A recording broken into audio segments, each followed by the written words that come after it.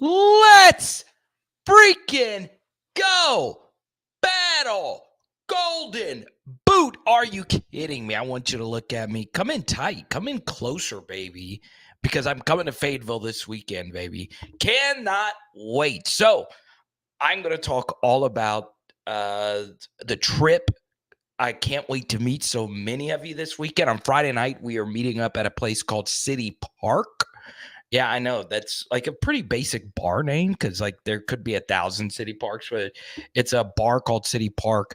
I'm really excited about going there, and I'll be there around 7:30ish. But if you guys recommend somewhere different, I will happily do that. But man, all that aside, I really hope TAYLEN Green gets a chance to play this weekend because that is the biggest story. Sam Pittman is leaning towards TAYLEN Green actually playing in the game on Saturday.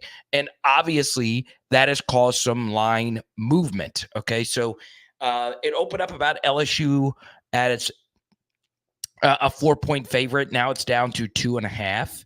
And honestly, I am a little bit shocked by that, but now at 2.5, that's basically saying that this is a pick 'em on a neutral field. If you are in the belief that 3 points is what home field advantage gives you when it comes to the point spread, but I'll be honest, and you're coming from my perspective. I still have my Power Hour LSU thing. I'm supposed to change that, but who cares? Let me see. I'll change it really quickly so it doesn't confuse anybody. So this is my regular Twitter handle.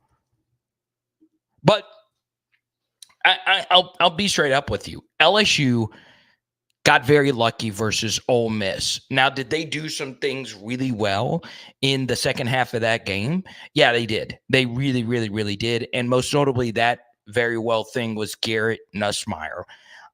I would say at this point, GARRETT NUSSMEIER is tied for first when it comes to the best quarterbacks in the SEC. So thanks to what has happened over the past couple of weeks, you should probably have GARRETT NUSSMEIER 1 or 2, right? The only guy that you could for sure have ahead of him is Jalen Milroe.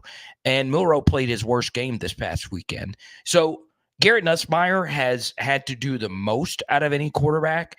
LSU's running game has not been good. Arkansas has been very damn good at stopping the run. This has to be Arkansas's best rush defense in quite some time, right? You go back to the Dietrich Wise and the Armani Watts days. This Arkansas defensive line's been really good. And going into the season, you would have felt LSU would have a huge advantage in the trenches. Well, I did think LSU's offensive line was the best they've ever had. That's not been the case.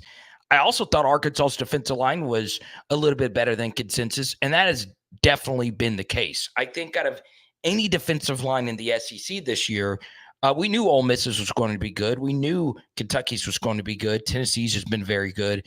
But Arkansas's defensive line has been the biggest surprise and honestly the biggest needle mover in the SEC. Now, that Oklahoma State result looks not as impressive now, considering Ollie Gordon hasn't been what we thought he was going to be. But Arkansas's defensive line has just been so freaking good this year, led by Landon Jackson. But it's essentially been every single player. Quincy Rhodes obviously had the big play at the end of the Tennessee game. This group has just been really, really, really good. And where LSU is going to have the biggest advantage this weekend is in the secondary, right? Arkansas's secondary is not the absolute best, even though Metcalf has played really well these past couple of weeks. The corner play has been better, but this is by far the best passing attack that Arkansas has faced this year. This is by far the best quarterback that Arkansas has faced this year. And up to this point, pretty much every offense that Arkansas has played at the P4 level, that offense has drastically underachieved, right? Oklahoma State being one of those. Tennessee's offense, we see what it really is now. And then now Auburn's offense has been a dumpster fire as well. So it's going to be a little bit of a shock because LSU's passing offense is indeed very good. Their rushing offense, not so much. Passing offense, indeed elite. This will be the best set of skill guys Arkansas has faced up to this point by a large margin as well. So before we get to the other side of the football, we go to It's All Good. He says tight end play will lift the Hogs over the Tigers. So let's look at this from different angles, right? So you're saying Arkansas's tight end play is better than LSU's tight end play, because that's not true. Mason Taylor has been a better tight end this year than basically anything Arkansas has. But speaking of Luke Haas, whatever you want to say, he's good. And Brian Kelly, referenced him. It's just with the way TAYLEN Green plays quarterback, tight ends aren't going to be the quarterback's best friend, if you will, right? Obviously, tight ends are more intermediate options in the passing game, and that's not what TAYLEN Green's game is. It's not saying that Luke Haas hasn't played well, but up to this point, Arkansas's tight ends have played well. It's just they haven't put up the receiving numbers. They have blocked really well. Varkey's Gum's blocking has gotten better, as has Ty Washington's. But I think at this point you would have to put Mason Taylor first team All SEC. The son of Jason Taylor, for those wondering, obviously LSU fans watching this, you've heard that a gazillion times, but Mason Taylor is the best tight end in LSU history as well. Now, on top of that, LSU has two receiving tight ends behind him, Kamarion Pimpton and Trades Green, who should play a lot. Now, we get to the next comment here. It's from Jeremiah. The last 4 LSU versus Arkansas games was decided by 3 or less points. Yeah, and it's interesting because for a while, the game kind of became a little blowouty, right? There was a 9-year stretch where 8 of the games was decided by 8 or less points, right? A one-possession game. And the only one that was decided by more than that was the Tyrann Mathieu game, where Arkansas jumped out to a 14-0 lead, and then Tyrann Mathieu happened. And he's one of the best college football players of all time. But yeah, you're right. This game has been very close. It was Arkansas's best offensive game on the season. The difference is Blake Baker, right? So the good thing from an Arkansas perspective going into this game is you are familiar with Blake Baker, right? You faced him the last couple of seasons since he's been at Missouri, and he's good. He's been the difference for LSU this year. The defense has been a lot better. They do the basic things right, which is tackling. Last year, our LSU's defense was not a good tackling defense. This year, this team has tackled a lot better, including overall, the defensive line has played better, right? Arkansas really took advantage of LSU early in that game, but as the season moved on, as that game moved on, Arkansas's offensive line wore down versus LSU's very talented defensive line. And in Arkansas's defense, Arkansas's offensive line has gotten a lot better. What really hurt Arkansas at the end of the LSU game was their offensive line getting driven into the ground consistently. That's not going to happen, right? Because Arkansas's offensive line is just better. That was one of the worst units you'll ever see in the SEC. But let's be fair here as well. LSU's defensive line, even though it's not as talented, I mean, they had 3 players drafted up the middle and at the defensive tackle position. LSU's got the best pass rusher in the SEC right now, and Braden Swinson, who has 7 sacks, has been SEC defensive player of the week 3 separate times. And LSU's linebackers are playing the best football that they have played. Now, this is something from an Arkansas perspective that probably concerns you going into this game. What about Harold Perkins, right? Well, Harold Perkins tore his ACL, so he is out for the season. So if you're an Arkansas fan and you haven't been paying attention to LSU, you probably have nightmares about Harold Perkins, right? He had a big hit on KJ at the end of the game last year, but of course, last time you were in Fayetteville, you watched arguably the best pass rushing performance we've ever seen in the SEC. It's up there, right? He single-handedly won the game for LSU. He will not be available. So I guess that's a good thing if you're an Arkansas fan. The downside of that is LSU's linebackers have played better since he has been out, right? Because he's kind of a rover, plays at many different positions. The defense has become a lot more defined.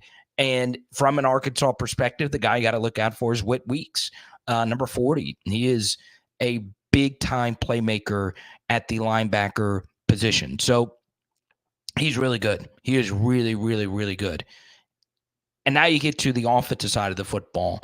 It's a really talented LSU offense, right? It's basically shifted its course from yesteryear, right? LSU has been known more recently for the offenses that they produce, and this group is no different. And obviously, this is a very emotional game for Sam Pittman in that his protege, Brad Davis, is on the opposite sideline, right? Brad Davis owes a lot of his career to Sam Pittman. And Brad Davis, of course, has been the LSU offensive line coach since 2022. And a few weeks ago, I got to hang out with this young man, Carius Kern, of course, the number one rated Arkansas offensive line prospect, just the number one rated prospect in the state. He was committed to Arkansas, and Brad Davis flipped him.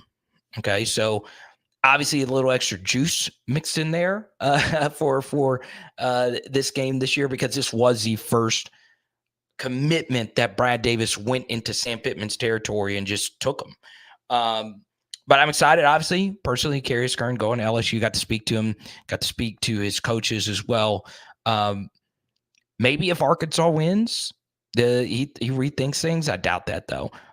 He's going to be a really good player, as anyone that's watched Arkansas high school football would know. The bottom line, though, is Brad Davis has had this LSU offensive line playing at not the level that everyone expected them to play. Run blocking has been an issue. Pass blocking has been very good for the most part. But if you're an Arkansas fan, or if you're Travis Williams taking a look at the LSU offensive film and knowing that your defensive line has exceeded all expectations, maybe you feel comfortable with your guys up front going up against LSU's offensive line that will have multiple NFL draft picks. They'll probably have 3 alone next year. So we'll see what actually happens there. Now, I've already said my opening statement. Once again, if you want to get your question in, feel free to super chat. Feel free to drop any questions that you have for me, and we will get to it. Okay. Let's go. You can't handle the truth. A win will do wonders for the program and the fans. So, this was my opinion about Arkansas going into the season. All right. I thought that they were going to pull off at least one major upset at home this year. And you've already done that. You beat Tennessee. But I also said you're going to win one game between Texas or LSU. All right. Just because you'll have the bye week, you'll be around that bowl eligibility mark for either of those games, and that's where you are right now. Do you actually think that you're going to win one of these games?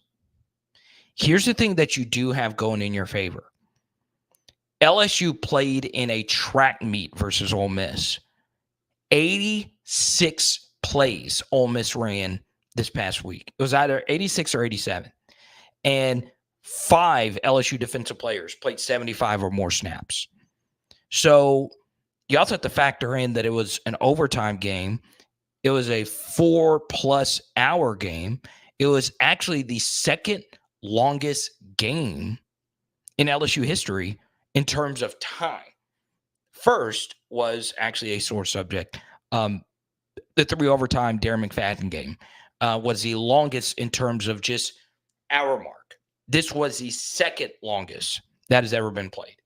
Okay. So LSU came off their bye versus Ole Miss. And one extra thing, if you are an Arkansas fan, there really hasn't been a dominant Power 4 game that LSU has put together this season. They started off slow versus UCLA, but ended really strongly in the second half. Same thing true in this Ole Miss game. Started off very slowly, ended obviously strongly in the second half. And then obviously the South Carolina game. South Carolina has been, an up and down team. You look at post-game win expectancy, you look at yards per play, you look at how that game actually went.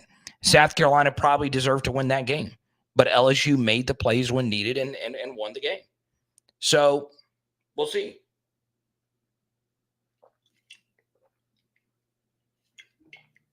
But obviously, these are two teams I cover more than any. These are two teams I have the closest ties to, obviously being an LSU graduate, played high school ball in Arkansas. I have friends, family that are fans of both. I actually don't have any family that are Arkansas fans, but my closest friends live in Fayetteville, and I'm really excited to get back on the Hill. My first time on the Hill since Arkansas Duke last year, which is, I'll always bring this up, a top 5 neutral sporting experience of my life. Okay. Let's go to Nima. He says, would Arkansas be better off double teaming Mason Taylor or Kyron Lacey? Yeah, so these are the two best receiving options that LSU has on their team. The issue is their most consistent wide receiver has been Aaron Anderson, number 1. He's their slot guy. To use a good, and these two are pretty identical as players. Aaron Anderson is a lot like Jared Cornelius, right? You remember him, the slot receiver of the Brandon Allen years. He's out of Shreveport actually, and was a really solid wide receiver. That's what Aaron Anderson is. He's not a burner, but he does catch deep passes, really good on end breakers, good on slot fades, very creative. He's a good player. I mean, that's all there is to it. I mean, he's just a really, really good wide receiver. He's not a guy that's going to go for 8 catches, 160, 3 tutties, but he's a guy that just kills you. Drive extender over on third downs. He's just a good player, right? You take a look at this game. LSU has the more talented offensive line. LSU has the better quarterback. LSU, I think, has a better tight end. I think LSU's got the better receivers. Obviously, I give the edge to Arkansas's running backs. Jaquindon Jackson and Braylon Russell are amazing. But I say that, and I don't think that the gap is really that wide anywhere. I think it's pretty tight at all of those positions, right?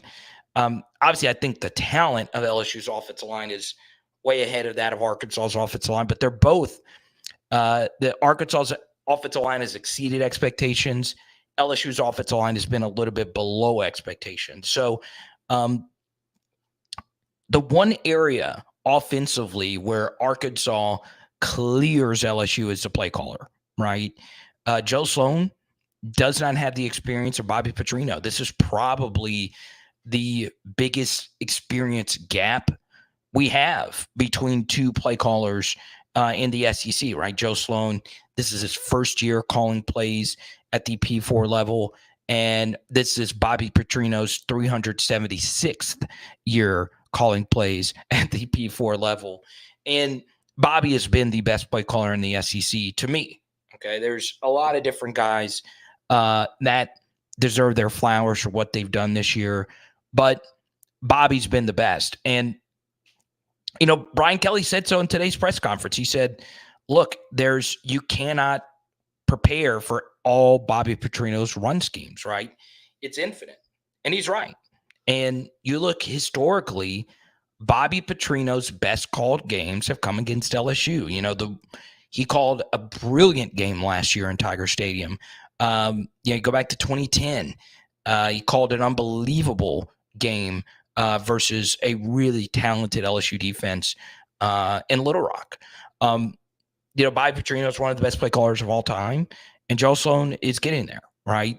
And I think out of both of these teams, you would say offensively, the biggest disappointment for Arkansas offensively this year has probably been, some of the other receiving options not having the season that you expected, but that's mostly on TAYLEN Green. So I think the biggest disappointment for Arkansas offensively this year has been TAYLEN Green's just rabid inconsistency throwing the football.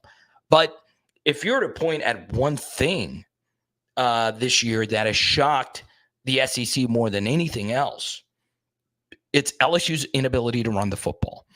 It is mind-boggling that LSU has not been able to run the football at all this year, really, outside of a few Caden Durham big runs. Josh Williams, a good running back, but it is ridiculous. Like, going into the season, nobody was really expecting, I think most neutrals would consider Arkansas's running game to be good, right, with Jaquindon Jackson. But I didn't think anyone thought Arkansas's offense would be as good as they've been this year, right? I think everyone thought LSU's offensive line was going to be by far the best unit. They were the odds-on favorite to win the Joe Moore Award this year to the nation's best offensive line. And this unit's had its up and downs. Okay. We say hi here. Here we go. Jared and I will be together.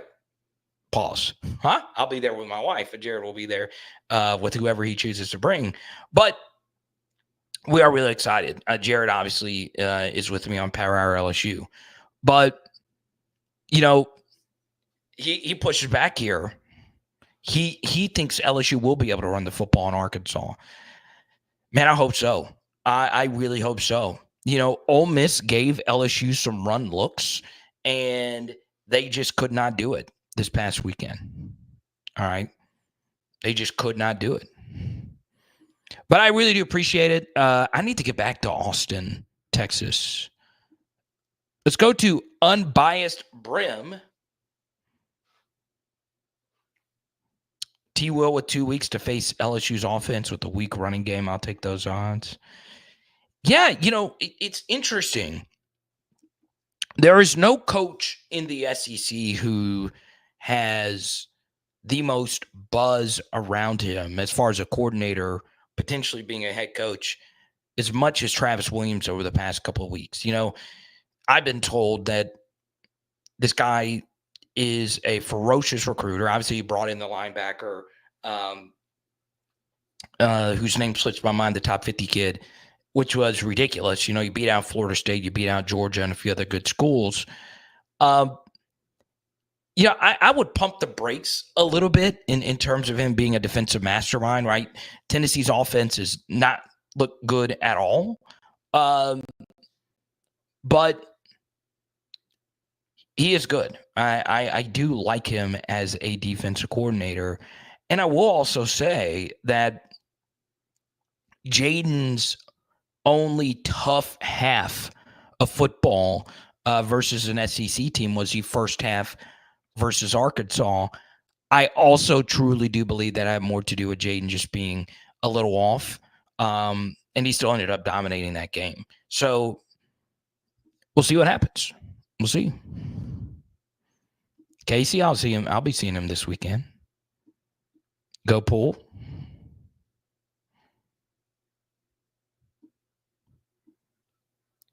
Is T. Will really that good, or is Garrett NUSSMEIER really that good? Oh, him at the Auburn job? Well, yeah. But would he take it, though? Yeah, he would take it.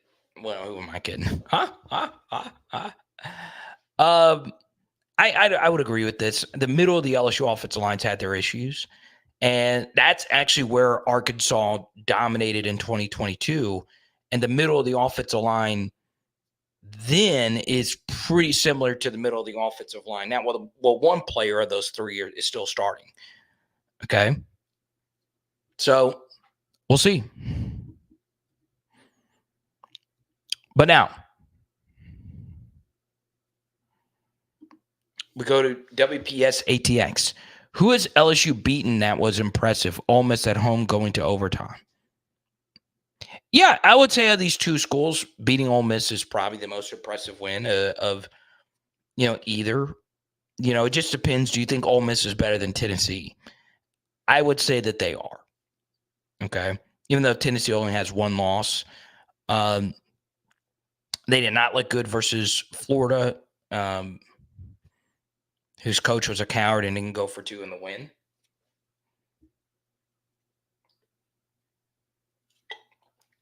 I'm kidding. I don't mind the extra point.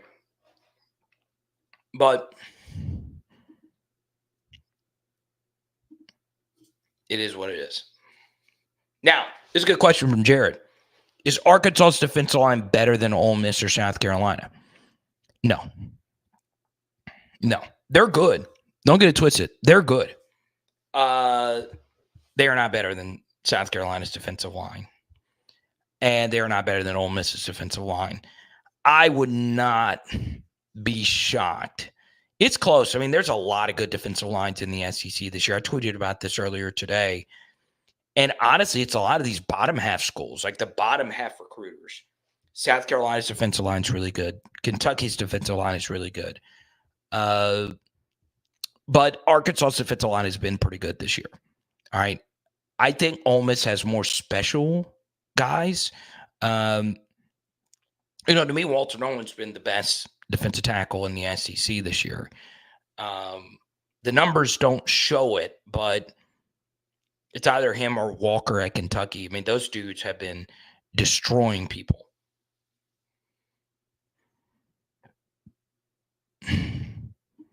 Oh, man, Mike and him. This is not true. Obviously I'm not in the huddle to know how much control Garrett Nussmeier has over the offense, but he has a lot. I know for certain that he has a lot of say in the play calls, right? Like more than what your normal quarterback would do. Even Brian Kelly referenced it today that he would recommend plays for the coaches to run, which is far more of an NFL model, right? Where the players do have heavy input, especially at the quarterback position, to change plays or suggest plays or whatever. But Nuss can read the hell out of a defense. Now, are there times when he predetermines and throws like TAYLEN Green does? Yeah. There are plenty of times. But he is an excellent reader of the defense. Sometimes he reads the defense and goes through progressions too fast. But he is a very special thrower of the football. Now, I'll tell you this. Is the arm good? Yes. Is it great? Yeah, I would say it's great. Is it like special, like Jamarcus Russell or Ryan Mallett level? No, it's not like that level of a cannon, but it is really good. If you were to put one as like just a noodle arm and 10 as like Jared Lorenzen, he's probably 8 when it comes to arm strength. But where he gets you is he's quick. He's got a very tight, compact release. So there you go. WPS says Arkansas's rush D is above South Carolina's. True. Actually, I don't have the numbers in front of me. Is it close? I really don't know. And are you looking at yards per carry or are you looking at EPA per play? Type Y for yes, type in for no if you're going to be in Fayetteville this weekend.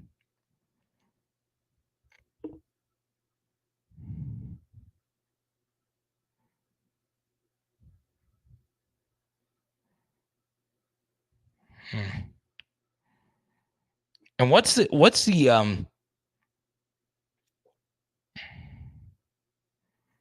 and somebody feel free to throw this my way. What is the small town Arkansas challenge of the night?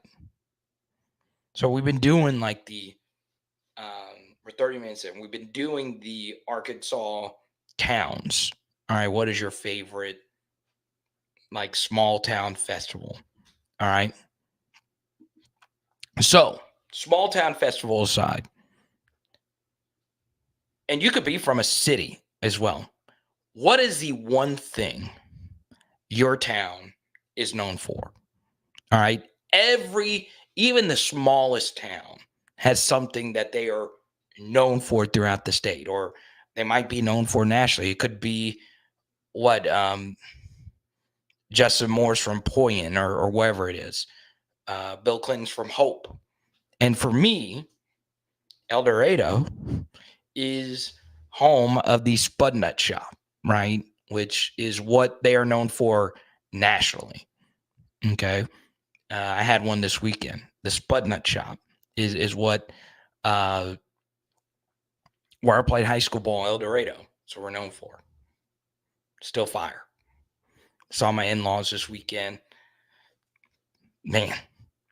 But it's the Spud Nut Shop. Nima says right off the jump. Didn't even need to think about it. My town is known for racism.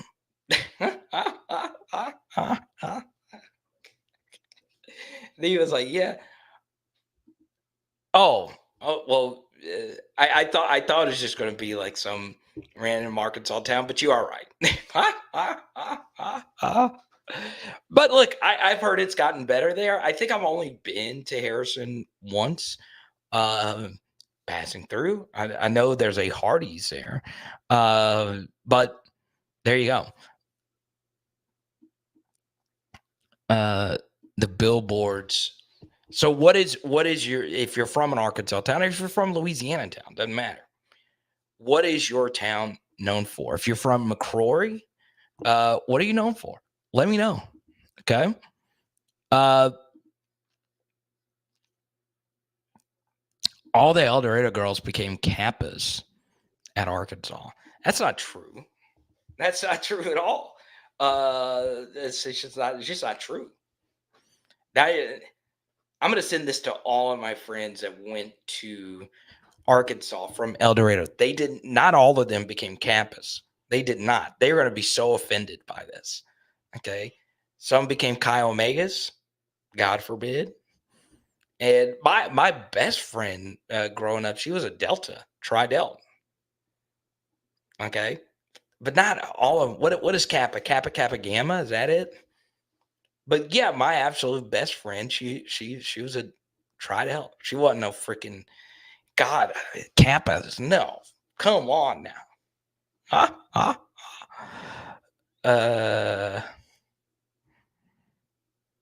My town, for Fayetteville, Arkansas, is known for massive drinking. If they're not Kappas, they ugly. No, dude.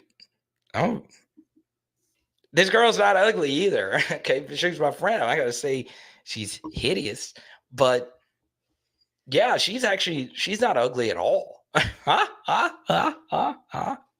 I will protect the Chi Omegas and Tri Deltas of the world.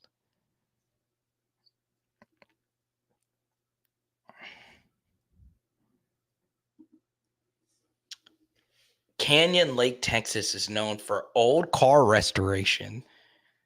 Is that where Jay Leno's from? And patriotic Jeep parades. Crawfish Festival, Battle of New Orleans, and drive-through daiquiris. Shalmations, let's go. Go. Hot Springs known for hot water, lake houses, and Bill Clinton. I mean, really, I thought Bill Clinton's Hope. But either way, hot water, lake houses. No, Hot Springs. I mean, they play the ads during the Arkansas radio stuff. That's where Elvis, I know Hot Springs went, Elvis, Al Capone. I thought that was interesting that I listened to the ad passing through recently, and I heard the Al Capone thing. I was like, did they really include Al Capone for an ad? Come to Hot Springs. It's where Al Capone hanged out. Come hang out with the gangsters.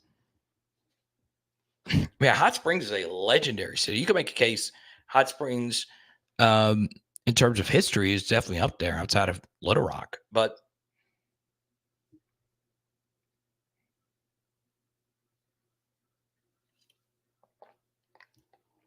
There you go. Now, I've touched on everything that I wanted to touch on. TAYLEN Green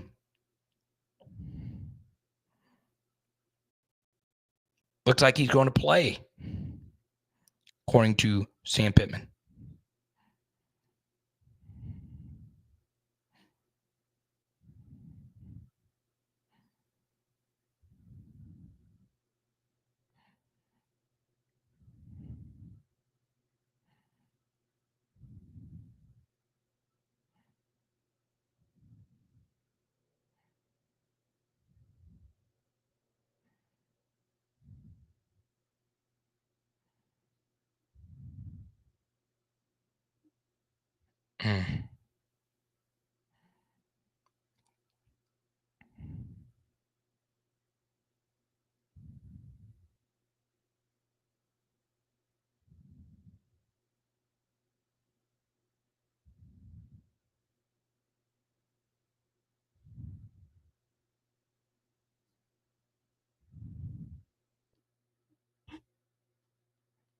I'm also kind of scared.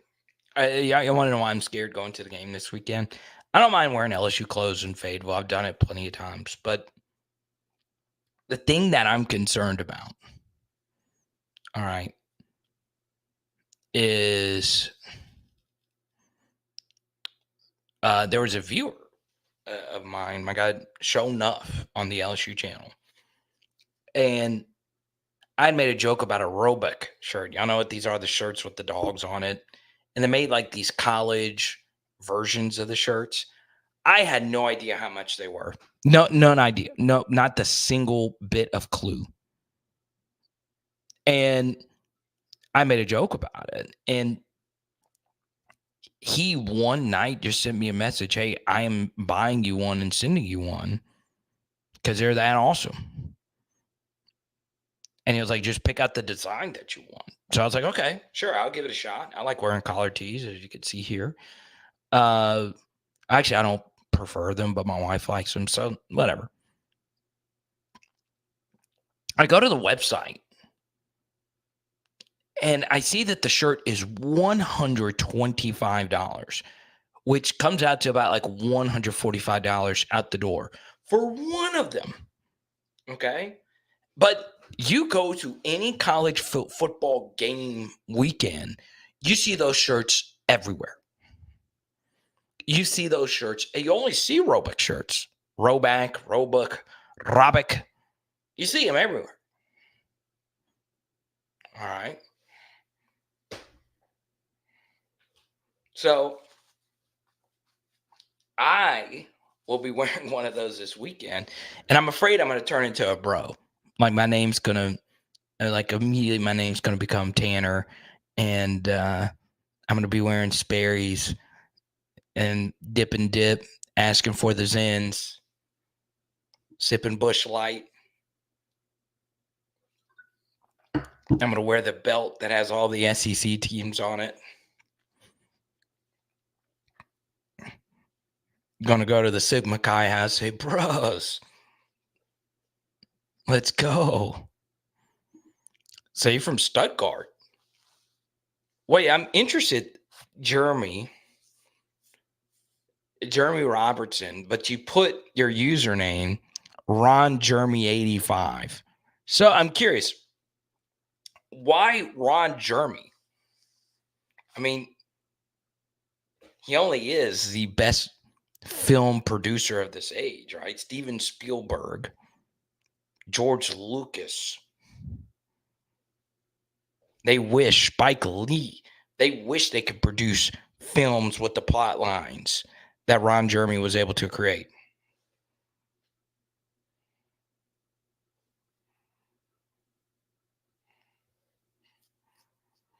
But why Ron Jeremy? If you don't believe me, search for yourself. But if you search for yourself, make sure none of your family is in the room with you. No family, no friends. These films are meant to be watched alone. And you say it's a long story. Oh, that is so funny.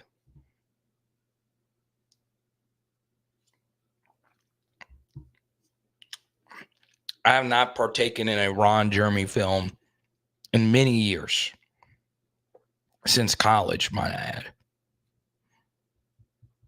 I remember where I was.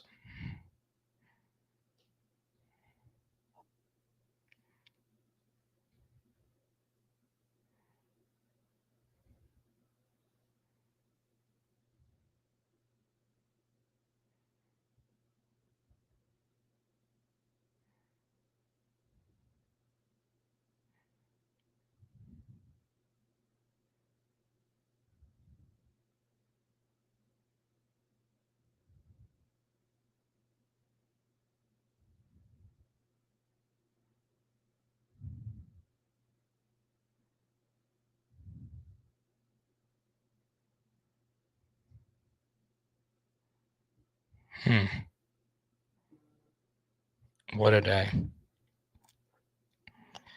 All right.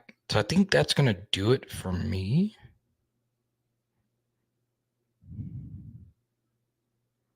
But if you guys have any more questions, Hector is home of Max Supermarket.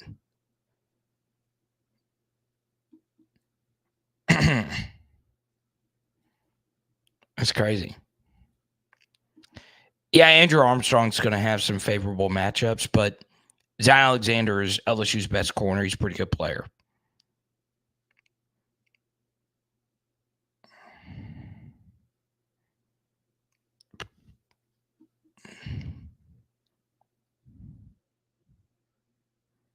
Charles says, if TAYLEN is healthy, you think the Hogs win.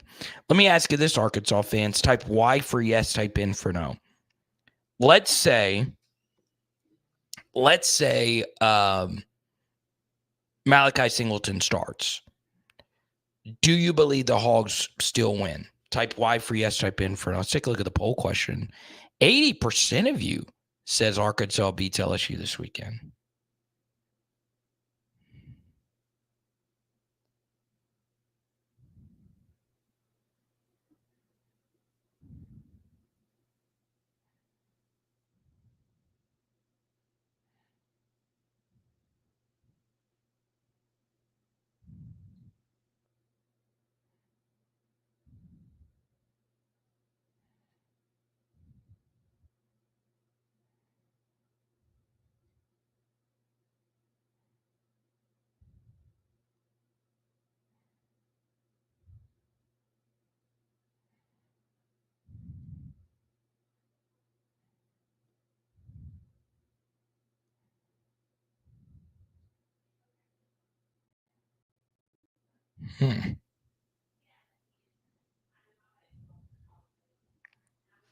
Let's see.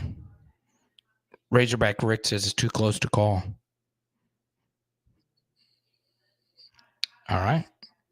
Well, we will see you this weekend in Fayetteville. If you want to meet up with me, hit me up on Twitter or Instagram at Carter the Power. It is Power Hour SEC. Bow. And tonight we are doing lemon pepper chicken wings. Let's go. Let's go.